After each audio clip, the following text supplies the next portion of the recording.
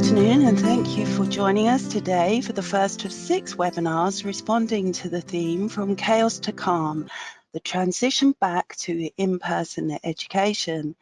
My name is Siobhan and I'm your host. These webinars have been sponsored by OnLineTraining. Each webinar aims to support education professionals and advisory services with timely information and resources to support your ongoing efforts to minimise the impact of COVID-19. Okay, hello everyone, and also welcome to today's webinar on my behalf. I'm Minna and I'm one of the advisory teachers from the Royal Borough of Greenwich ASD Outreach Service.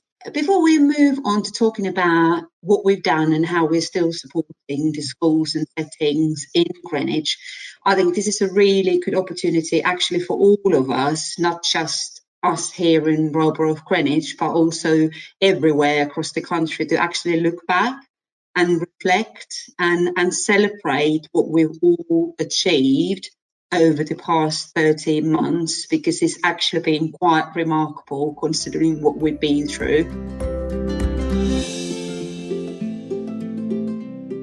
What we did, just a brief summary, in the Royal Borough of Greenwich ASD Outreach Service, during the first 2 weeks, we really reinvented ourselves, and within those 2 weeks our senior members wrote advice sheets that we then used, particularly the outreach workers who made welfare call to families. The advice was there to give out.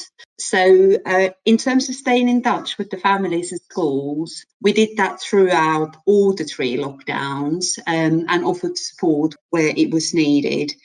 Sometimes it was weekly welfare calls, or even more frequent than that.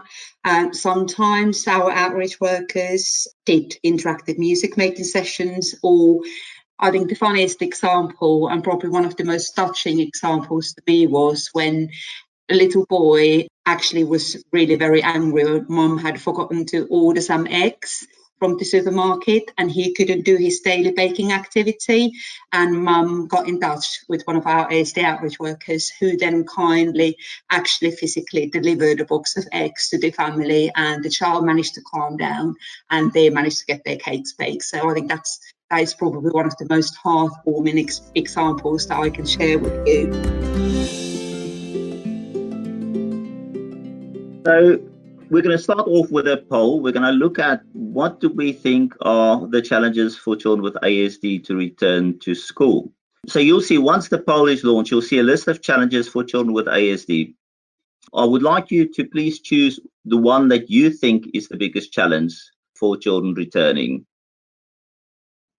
So there's our results. So it looks like challenges to the return to school was self-directed versus adult-led. Seems to be the highest. So that was the main one, yeah. So we see that the 2 main things people pointed out were self-directed versus adult-led. And let me start with that one, because we know that, most people with ASD are very much driven by their own interests. They're very much driven by the things that they would like to do, and they don't really like the outside world to intervene into their lives. So for them, being able to be at home and to be able to lead what it is they want to do was the perfect setup, really. So looking at strategies for persuading children to go back to school, there's many specific strategies. One of the first ones that always comes to mind is transition books. A transition book basically prepares the child for what is going to happen when they go back to school. Who's going to be the teacher, where's the room they're going to be in, and so on and so on. So that is really important to prepare the children for basically a change in their routine. Talking mats, I'm going to talk to you a little bit in detail, but it basically helps children with ASD to express their feelings and emotions about certain things. As we know, that's very difficult for them to talk about it. Social stories can be used in a range of different ways, for behavior. It can help with social context. It can help them understand how other people feel, since children with ASD struggle with theory of mind, so they find it difficult to interpret the feelings and emotions of other people. So social stories can help them, and also understand the situation around COVID. Using a great reward system can help them, to motivate them towards getting back to work, doing their work. As we know, children with ASD are not motivated by social praise and need an actual physical reward.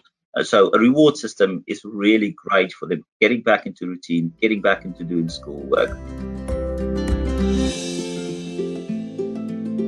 Just a quick reminder that today's session is part of a conference which runs weekly at 4 p.m. from today until the 16th of June. There's a slight break in the middle when we'll be running wellness breaks, so do come back and have a look on the site. And if you're looking for CPD certificates, they are available to our members for free. Now, all sessions are available on our site. If you go to this webpage here, Chaos to Calm at the end, you'll be able to see the conference sessions. You'll be able to book the other 5 sessions from the webpage that I've just shown you. Coming up next week, going to respond to one of the questions that was lodged today around how do you support teachers to support students with ADHD in their transition back into school. So our speaker is Fintan O'Regan, a behaviour expert in ADHD and neurodiversity. Don't forget to register with us. You get bonus sessions if you register. So I hope that you'll join our learning community.